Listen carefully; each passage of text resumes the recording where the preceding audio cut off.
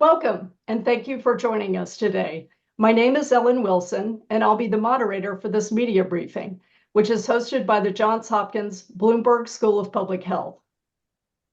Today's speakers will discuss how Alzheimer's disease and other dementias unfold over time, everyday factors that impact brain health, and specific interventions, vaccines, and medications that may help slow dementia.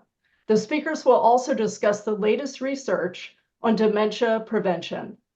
I'd like to briefly introduce our speakers. Jennifer Deal is an associate professor in the Department of Epidemiology and co-director of the Epidemiology Doctoral Program at the Johns Hopkins Bloomberg School of Public Health. Adam Spira is a professor in the Department of Mental Health at the Johns Hopkins Bloomberg School of Public Health and core faculty at the Johns Hopkins Center on Aging and Health.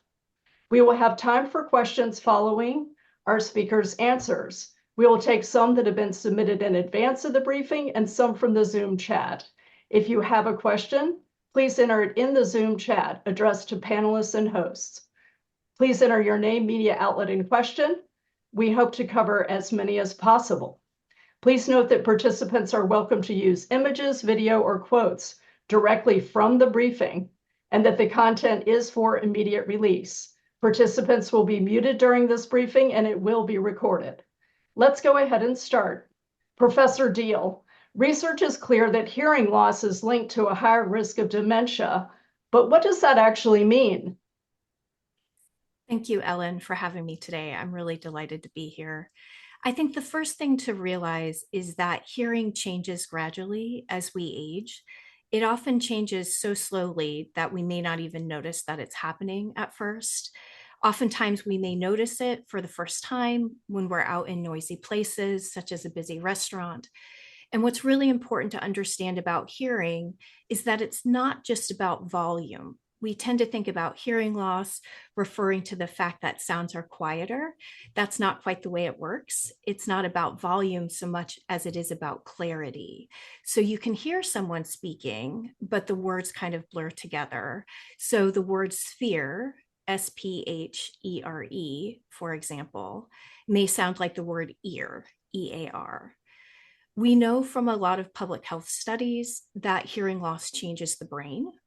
And we have also seen in studies that hearing loss is consistently linked to a higher risk of dementia over time. To be very clear, we don't yet know if hearing loss causes dementia, but it may affect our ability to think, and it may affect the brain directly, as well as cutting us off socially. Hearing aids and rehabilitation could potentially help boost brain stimulation and social connection. But the research is mixed. So in our large randomized study, we randomized participants to one of two different groups. People either received a hearing intervention where we provided individuals with hearing aids. We asked them to wear them at least 4 times a day. We also gave them some important education and counseling on how best to use their hearing aids and get the most out of them. People who received the control intervention met regularly with a health educator to learn about topics relevant to their health and how to actively kind of take charge of their health and well-being. We followed individuals for 3 years, and we found overall that hearing treatment compared to the control did not impact cognitive decline. But importantly, in a subgroup of individuals, we did find that it made a difference. And this subgroup of individuals were those who started the study with more dementia risk factors. So on average, they were older, for example, had higher levels of comorbidities, things like hypertension and diabetes. They also had lower cognitive scores when they started the study. We're still trying to understand why we saw this difference and who might benefit most. But very importantly, hearing treatment did improve communication for everyone.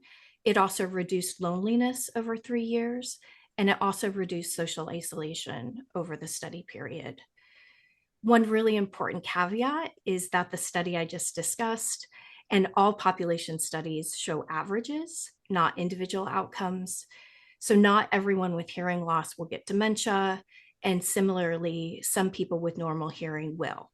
So if anyone is concerned about hearing or brain health, the best thing to do is to talk to a healthcare provider who can then help you evaluate your individual risk.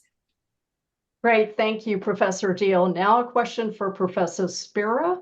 You study sleep and dementia. How are those two things related? Thank you for the question, and thanks for having me today.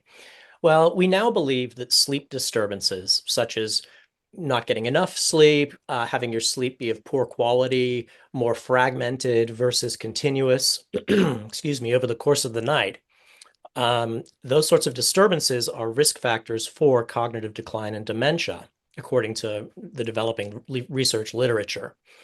We also think that some sleep disorders, like obstructive sleep apnea, may increase your risk for dementia, including Alzheimer's dementia. But that wasn't always our understanding. In fact, we tended to focus in the past on the significant sleep disturbances that are observed in people who have dementia. And among people with dementia, you see there are changes in the brain that lead to the dementia, and those changes also lead to sleep-related disturbances. More recently, however, rather than focusing on changes in the brain that lead to both dementia and sleep disturbances as the cause of the sleep disturbances, people have focused on potentially in healthy populations, the link that has been observed repeatedly between sleep disturbances and disorders and the subsequent development of dementia in healthy people. So really, not just looking at changes in the brain leading to sleep disturbances, but sleep disturbances leading to changes in the brain. And just like with hearing, we do not have definitive causal evidence of this. I wanted to point that out.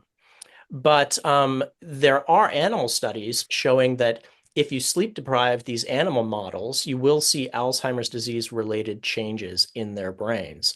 So there is some good, strong support for a potential causal link.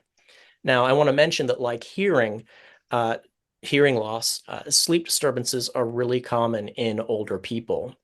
And it just so happens that we have really effective treatments for sleep disturbances across the life course. And this points to the potential that disturbed sleep might be a lever that we can manipulate effectively to potentially prevent poor brain health outcomes in later life. Great, thank you, Professor Spira. Now we will take questions. And a reminder, if you have a question, please enter it in the Zoom chat with your name, media outlet, question, and to whom you'd like to address your question. Let's start with a question from Richard Perichin at Medical Economics for Professor Deal. What is the best advice or recommended resources for primary care physicians working with patients or their family members who are showing early signs of Alzheimer's disease? Thank you for that important question. There is published guidance from the National Institutes of Health, as well as the Alzheimer's Association. And those are references that we can add to the chat. But this guidance really does try to understand and recognize that primary care providers are key in terms of the care for individuals who have dementia, as well as for involving their family caregivers, and not just a triage point. So these recommendations broadly move beyond just things like testing and diagnosis to really, really highlight, again, the importance of the care that primary care physicians can provide.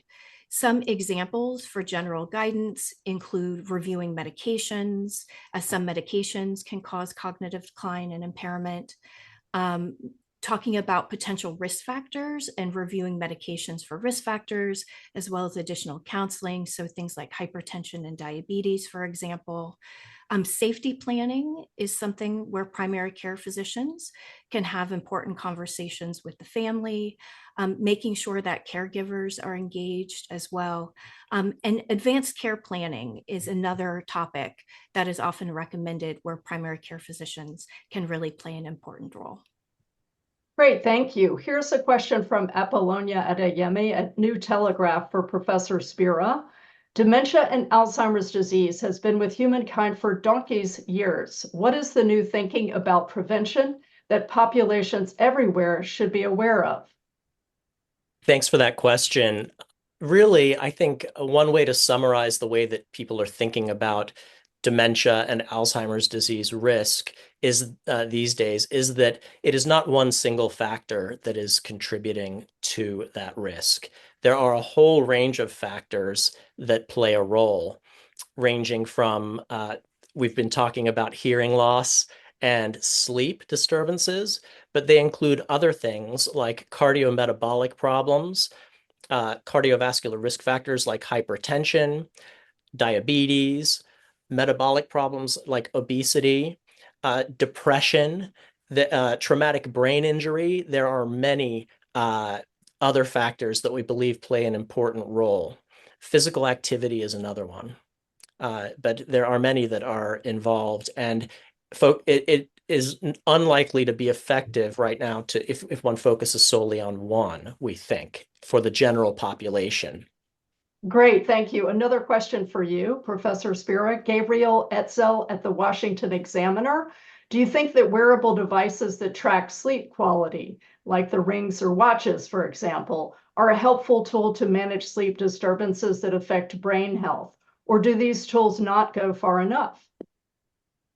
To track the sleep disturbances, I think that so there are studies that are using those devices to track sleep and circadian rhythms and physical activity. Another important dementia risk factor is physical inactivity. But those devices are not yet really ready to be used as biomarkers, if you will, of dementia risk on their own. We are using them to study sleep and physical activity. More often than not, we use research grade devices rather than the commercially available ones. Although I will say that the commercially available ones have gotten quite good, and researchers are now employing them a lot. So I guess if the question is to track risk, we certainly do use devices like that in our research. But we have to be cautious when recommending. We don't want people to interpret the results from their commercially available devices and decide that they are doomed to get dementia. That is not the way that we want people to think about it.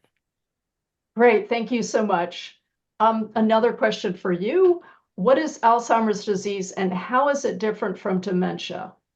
Oh, thank you. So that's a great question, and it's a source of confusion for a lot of people. So dementia refers to a really significant decline in cognitive function, in thinking and memory, in at least one domain, usually more, of thinking and memory, that represents a change from a prior level of functioning, obviously, and leads to really significant impairment in daily functioning. All right. You can get dementia from there are many different pathways that can lead to dementia, including Alzheimer's disease, which is the most common cause of dementia. And Alzheimer's disease, and I should mention there are other causes like vascular contributors to dementia that are really important to consider. And but Alzheimer's disease is characterized by really two things that happen in the brain. The first is in earlier stages of the disease process, and I should note that this phenomenon that I'm describing actually begins decades potentially before the onset of any measurable cognitive decline. But the aggregation of beta amyloid protein into amyloid plaques in the brain is the first defining feature of Alzheimer's disease. And the second is intraneuronal. Within neurons, you see neurofibrillary tangles or tau protein that is misfolded in the brain cells. And those are the two neuropathological features that define Alzheimer's disease. But like I said, there are many different ways that one can end up with a dementia diagnosis, with Alzheimer's disease being the most common. Great, thank you. Here's a question from Jonathan Rosenthal at The Economist for Professor Deal. The Lancet Commission offers policymakers clear policies aimed at reducing age-adjusted prevalence of dementia, of which correcting hearing loss is cost-effective. Do the panelists have a view of other, i.e. not related to the commission, policies worth pursuing or investigating, such as vaccination against herpes zoster based on Pascal Godesider's work, or any other policies? I think that is an absolutely excellent question. And the Lancet Commission certainly is a very important publication in our work. It really tries to understand what proportion of dementia risk across the globe could we potentially address if we try to address all of the modifiable risk factors for dementia. So the things that we can actually change. And I do just want to highlight a point that Dr. Spira made earlier, which is at this point, we recognize there's probably no one magic bullet for dementia prevention. We really need to probably be tackling a number of different factors in order to move the needle. So something like hearing loss in the Lancet Commission is associated with a 7% or 7% of dementia cases worldwide, potentially due to hearing loss. As with all of the other risk factors that are discussed in that report, there are some really important caveats to the interpretation of that number. And so we have to assume that whatever factor we're talking about, that factor actually causes dementia. And for some of these factors, I think we have a lot of really good evidence. So things like hypertension, lowering blood pressure can be very beneficial for the brain. I certainly do believe that hearing loss is something that we should be pursuing, but I do just want to highlight again, we are not at the stage yet where the research has definitively proven that hearing loss causes dementia, or if we treat hearing loss with hearing aids, for example, that we can prevent dementia cases from occurring. So I think we need some additional research here. But I think my main point and comment I would just like to emphasize for this question is it's probably just not one thing. We probably have to really be thinking from a policy standpoint how we can address all of these factors if we really want to move the needle on dementia prevention. Great. Anything to add, Professor Spira? Just about the vaccination question, it's a fascinating question, and I was very interested in the study that that was referenced, showing that there was a reduced risk of dementia in people who had received the zoster vaccine. My group is currently studying herpes viruses, of which zoster is one, as risk factors for dementia. But it is not what, as Dr. Deal alluded to, it's not one of the areas with the strongest evidence, and it's really, but it is developing. Great, thank you. For Professor Deal, what can people do to protect their brain health, particularly as they age? I think this is a fantastic question, and it's one that we've kind of been talking about already this morning, which again is I think we need to be taking multiple steps if we want to be protecting our brain health. And the good news is that there probably is really a lot within our control. And so some factors that we do have control over to protect our brain, we want to take care of our heart in order to take care of our brain, just like Dr. Spira mentioned earlier, things like hypertension, diabetes, obesity. These are all things that we can address that are important for brain health. I say don't ignore your hearing. We're still trying to learn how hearing loss may impact dementia risk over time, but we do know it's really important for social engagement and for communication every day. And we also know that those things are also really important to help prevent dementia. Remaining socially engaged is really important for both your heart and your brain. Some other things that are really important, smoking and drinking. So if you are able to do less of both, the evidence suggests that that is better for your brain as well. Great. Here's a question for both of you from Lisa Matthews at the Associated Press. Is there any proof of links between diseases like MS, lupus, et cetera, to Alzheimer's or dementia? It's an interesting question. So Alzheimer's disease is a different disease process, and there are in some of those conditions such as in MS, there are brain lesions, obviously, that are definitive components, and there can be cognitive impairment in MS. Great. Professor Deal, anything to add? Nothing to add. No. Thank you. Okay, great. So Professor Deal, how can you tell if a person is having normal age-related memory loss versus dementia? I think the key thing is it impacting everyday life? So we all tend to forget things as we age. There are a lot of issues like that, where we put our keys, for example. Things like that are very common. What we would be concerned about is if someone is starting to show a lot of change that is different from the way that they used to be able to remember things.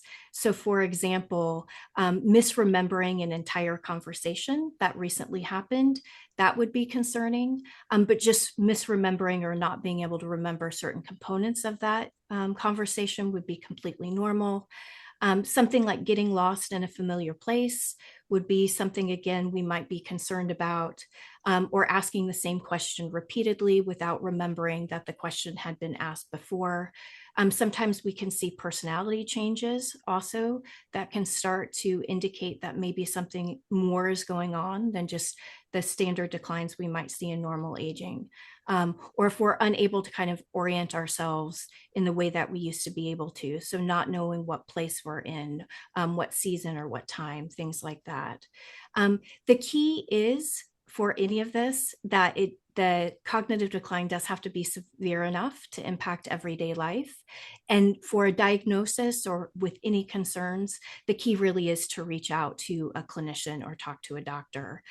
There are some tests that can be conducted, and importantly, there are some potentially reversible causes for cognitive changes. So, for example, in older adults, sometimes even something like a urinary tract infection can lead to cognitive changes. So if there's any concerns, the most important thing is to reach out to a physician.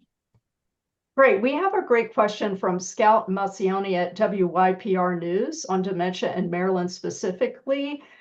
Let me know if either of you could answer this question. Maryland has some of the highest rates of dementia in the nation.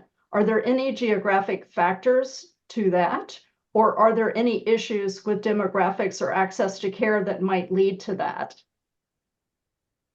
It's a great question, and it's something that recently the Alzheimer's Association updated their facts and figures publication, and I was reminded once again that Baltimore City County is tied with Miami-Dade County for the highest prevalence of dementia in a county, and I believe Prince George's County was not far behind. I think that I don't think that we have an answer yet, a definitive answer.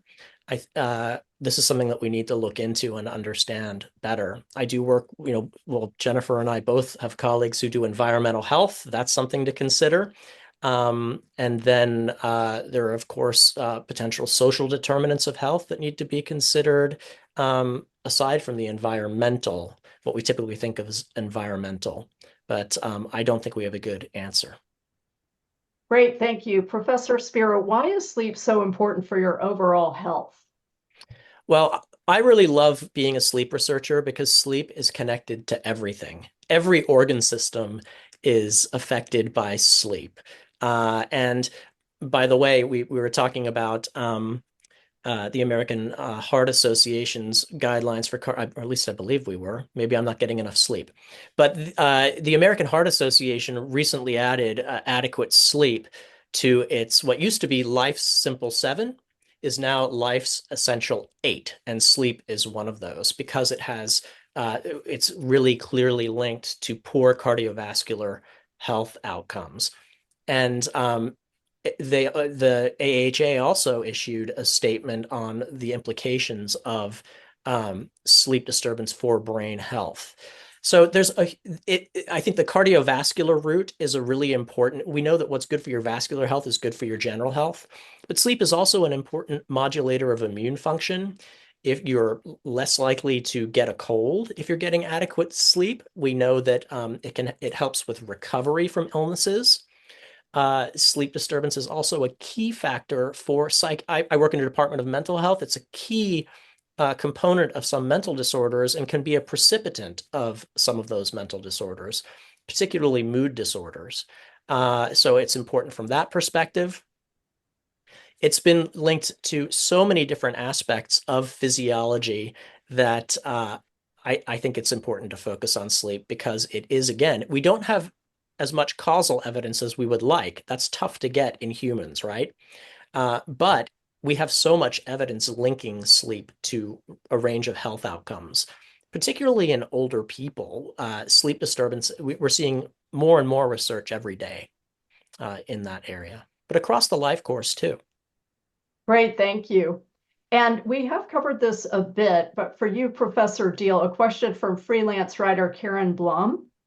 I had a parent who died of complications from dementia, although my grandparents did live much longer. What are the best ways for me to protect my brain? Yeah, again, I think that's a really great question. And family history, we know, is a risk factor for dementia, but I think it's also important to recognize that it's not a full determinant. So I have a family history of dementia as well. In my family, it does increase risk. The most common gene that we know of is apolipoprotein E4. And individuals who have a copy of that have an increased risk of dementia equivalent to about 20 to 25% compared to people who do not have that allele. But again, it's not just having that allele that's going to lead to dementia or not having it. So the key thing is to take care of everything else that's within your control. So again, it's things like taking care of your heart, managing your medications, making sure that we're limiting drinking alcohol intake, smoking cessation if it's there, taking care of your hearing, making sure that we're staying active, physically active, also very socially active out there and getting engaged with others and really connecting with the world. So I think all of these things are within our control. And so these are all things that are good for us. It's good to start as soon as possible. Dr. Spira mentioned earlier that the pathology in the brain for Alzheimer's disease starts building up maybe 20 years or so, even before we start to see cognitive changes. So that means that our midlife health, of course, is really important. But I think another really important message is that it's not too late. It's never too late. So no matter what age we are, we can still start taking control of some of these other factors in our lives. Great. And we have talked a lot about hearing impacting brain health, but what about vision? Yeah, thank you so much for that question. So vision also changes as we age. Many of us who are midlife may be aware of the need for readers, so things start to be a little bit more difficult to see when they're close up. Reading small print may start to be a challenge, or things like driving at night. We also know that vision loss is linked to an increased risk of dementia. And we also think that vision loss may share some of the same pathways that hearing does. So it may not allow us to engage with those that we love and have those social connections, those social engagements as much as we would like. It may also be directly impacting our brain as well. One of the really good things to note is that a lot of vision loss actually is fully correctable, and that's just through getting new glasses or contacts, or also through cataract surgery. That's another really important way we can correct our vision, and certainly cataract is something that is more common as we age. And so really, I think a first step, if you're concerned about really wanting to maximize your sensory health, so hearing and vision, is really just going and making sure that it's being checked regularly. Great. Thank you both for answering all of the questions. We will now take a few minutes to share brief closing remarks. Professor Deal, please go ahead. Thank you. So I would say we don't yet have a definitive answer for whether treating hearing loss can prevent dementia, but we are working on it. We think it matters. And the question that we're trying to figure out is who would benefit most from hearing treatment for brain health. What we do know for sure is that hearing can keep you connected to your family, to other folks that you love, and to the world around you. And that connection is really good for your health as well as for your brain. There, again, is no single magic bullet for dementia prevention. It really is about the whole package. eating well, staying active, making sure that you're staying socially engaged. Treating hearing loss certainly isn't a cure, but we do think it could be an important piece of the puzzle. Great, thank you. Professor Spira, please go ahead. Sure. I'd like to say that sleep disturbances are really common in our population, particularly among older people. And sleep disorders are as well, including insomnia and obstructive sleep apnea. The important thing to note is these factors are, even though they're linked to some poor health outcomes, including potentially Alzheimer's disease and dementia, they are treatable. And we have really effective non-drug approaches for their treatment. For insomnia, for example, we have cognitive behavioral therapy for insomnia, which the American College of Physicians has recommended as the first-line treatment for chronic insomnia. Many people have no idea about that, and it's a really important tool that has been shown to work across many, many different age groups, including older adults, without side effects of medications, which can be quite troublesome. CPAP, continuous positive airway pressure, and other therapies are available for obstructive sleep apnea. So these could be levers for the, excuse me, the prevention of poor brain health outcomes. Importantly, though, you don't need to have a sleep disorder to pay attention to your sleep health. We all can pay attention to our sleep health and potentially, if the causal link is really there, make a difference in our risk for dementia. Great. Thank you to Professors Deal and Spira for your insightful answers. And we will email the links to the resources mentioned today and shared in the chat. With that, I'd like to say thank you again to everyone for joining us today. A link to this recording and an unofficial transcript will be provided later today.